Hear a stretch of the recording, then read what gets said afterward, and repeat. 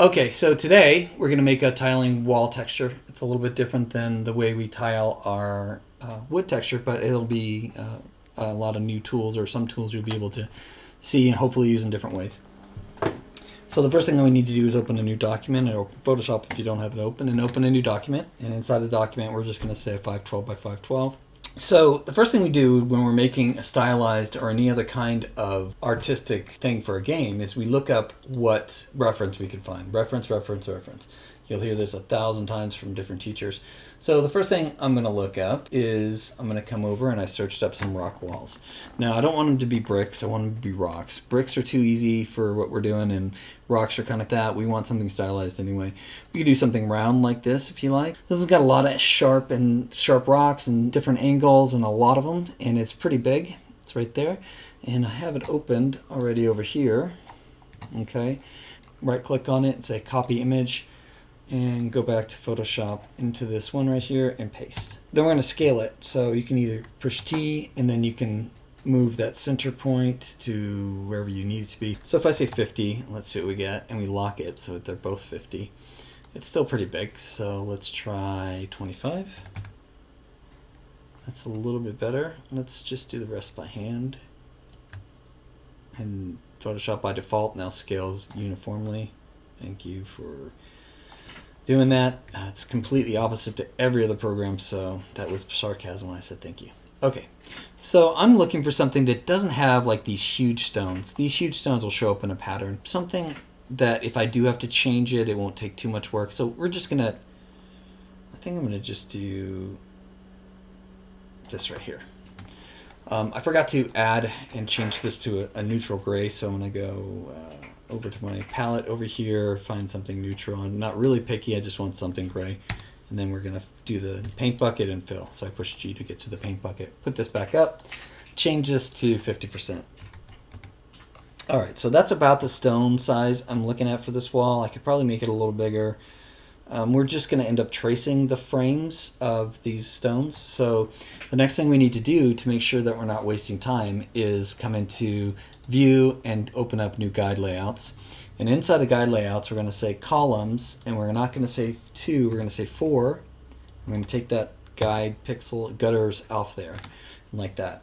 So the idea is we're going to build the middle first, and then we're going to tile it, or then we're going to offset it to right and left. And with the way I've set it up here, it'll automatically fit over these two areas. So one of the things we need to do first is do some fill in these areas real quick. So I do all this setup first usually. So I'm going to take this marquee tool and snap it to there, and in a new layer I'm going to call this side backer, or border backer, I think is what I called it. Border backer. It'll make sense. And then I'm going to take that one and I'm going to hold shift and grab another box around the other side. And I'm going to use that neutral gray I have and push shift. I'm just going to come up to, we'll just fill it with the fill tool, fill, and it fills them up. And then I'm going to do another copy, our new layer again. So Control Shift N for a new layer. And I'm going to call this one middle backer, like that. And then I'm going to invert my selection if I want, or I can just make a new marquee, clicking off there and snapping again. I just want the center area here. Then I'm going to do another fill that up. So basically it's all gray. Now I'm going to put these two in a folder real quick. So I'm going to say, select them both and say Control G, and it puts them into a folder. I'm going to call these backers for now. And the thing I want to do with this backers though is I'm going to hide the middle backer, just so I only have this area to work with. With that still selected though, it makes my life a lot easier. I don't want to go off to the side, but this is where I want my texture to be drawn. This is all I'm looking at, the middle part, and it'll make sense as we move forward. But if I move now, I can deselect. And if I move this, I can figure out, I like these, I don't like these. I can, place this any way I want, just something like that. Then I'll do that middle selection. That way I don't go off the edges anywhere, like this. And then I'm going to zoom in, or maybe I'll just do zoom out, and brush, go back to default black.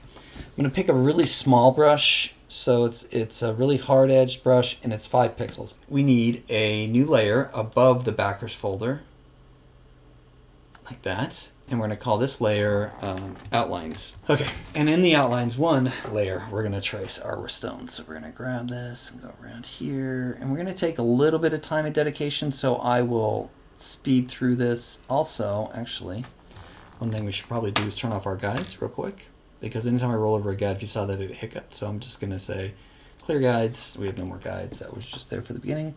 And then I'm going to come in here and do this. And then I'm going to come over here and do this. And then, like I said, I'll speed through this, and I'll see you on the other side.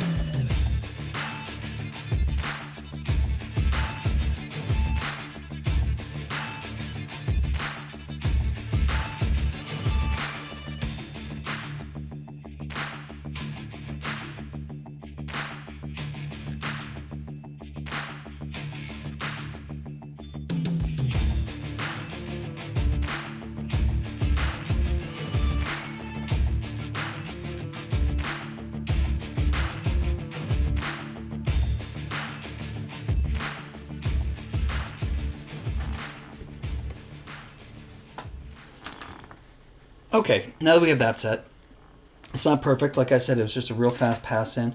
One of the things I do want you to see, some of these I closed off and some of them are left open. So the next thing you want to do when you're working with tiling textures is you want to deselect that layer. You have to be on the layer because the filter we're going to use right now is going to be specific to the layer you're working in. And we're going to come up to this filter, and we're going to say other, and then we're going to say customize, or I'm sorry, we're going to say offset. And then we're going to set the offset to be horizontally 256 because it's half the resolution of the texture. And we might as well just leave them both at 256. So basically it's a horizontal and vertical tiling, so it's going to be completely cut in half. And the reason we do that is because we can see now where our problems lie with the vertical part, and we can start to see where we want to go with our horizontal. We basically just have to fill in the middle, and our sides are done. We just have to worry about this. Now, it's never easy. It's never a super quick solution. So probably the first thing I'll do is I'll try and figure out the solution on these edges over here. This is actually more than I had last time. But I like to do this first, and most industry people end up doing this first because setting up the tile first, because if you don't, then you're going to have a lot of time editing work that you may have put into the previous piece. So if we come up here, and I want to make sure that there's overlaps in top and bottom, if I can. So I'm going to take this one and probably just see what I can get from here. I'm going to leave it big. I'll talk to you about the failures of that. It actually is not a good thing, but I want to show you why before I take it away. Put this over here, and we know it's good on that side. And then we can test that there. So those are going that way. Everything's looking dandy. You know, fill in some of these gaps here to make sure everything's working. Okay, so next thing I'm going to do is I'm either going to just fake it all the way across, which is totally fine, or I'm going to take this picture in the background and see if I can line up something in these other parts. Maybe I can make them work. Maybe I'll look over here where they're smaller pieces and see if I can, you know, maybe I'll put, oh, that's the wrong button. Maybe I'll take this out and just extend it across or something like that. You know, we can play with all this stuff. That's pretty close, actually, so that looks pretty good. Okay, I'm overcautious, so I often, before I'll fill in this, that I'm done. The other thing being overcautious, I should really save my thing. So save as, and we'll call this, not that, stone wall tile. Okay, so just covering that, and then I also make this layer. Eventually, once I get it all set up, I'll just collapse them together. But for now, I'm not even going to worry about naming it. Okay, so I'm going to take this and just kind of go, and I'll overlap a little bit, but I just want to keep this layer separate. I'm actually think I'll get rid of that when I get back to them being collapsed. And I have this big one again. Now, this may actually work out since I have several of them, but I'm feeling like most cases it won't. But I'm always surprised when it does. Sometimes it surprises me when larger, really apparent, really recognizable stones or something like that are seen, because tiles are that way. So I will do this fill-in, and I'll speed this up, and I'll see you on the other side.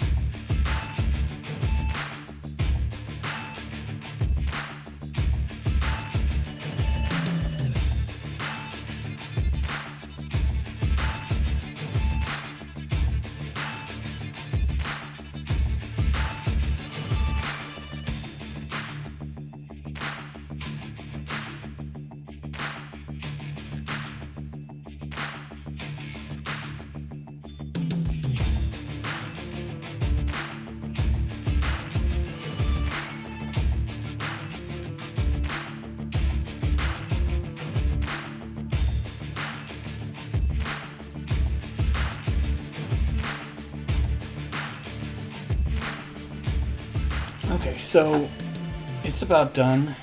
I'm probably going to be nitpicking. This is what you'll do after you get this all set up. You're going to nitpick anyway. So I don't spend a lot of time worrying if it's perfect, because I know that I'm going to be doing it, tweaking it for a while. So let's do what we did before. This time I'm actually going to collapse them because they're close enough and it worked out okay. I don't know why I always do it that way, but I do. And then I'm going to come up here. I'm going to go back into my backers now, and I'm going to do my fill. So now we can just see everything we're looking at. We can come back in here real quick and clean it up, and then we're going to do the tiling thing to check it again. Cool thing about filters is once you do it once, I mean, if you want to do it again at the same time, there's a shortcut for filters. And if to redo a filter, basically, you just have to push Control Alt F, and the shortcut's right up here. It's right there. So I'm going to do that. Push Control Alt F, and it will do my filter that I just did. So it'll do the 256 by 256, and that's got a weird thing going on here. Oh, it's because of the way I set it up. But anyway, so I'm going to come back in here and just do a little bit more cleaning. All right, I'm just going to clean it up, try and get it to feel like these rocks are independent. I don't want this rock to be defining the edge of the other rock. Each rock should have its own life. Don't take away their life. And then, figure out how I'm going to fill in this part, pretty good. This isn't horrible as long as I fill them in together. This one actually looks like it can fit down inside of there, so that's good. I like breaking the middle. So here's the middle. You want to make sure you're breaking it. And come in here and clean up some of this stuff like that. Okay, so at this point, you want to look at it and say, okay, I need to check just one direction, maybe the sides only, or maybe, let's say, the top, the vertical. So let's do this. I'm going to go ahead and put a stone here and see if that actually looks like it needs to be all the way across. So we're going to set up what's called an action, and that'll be our next video.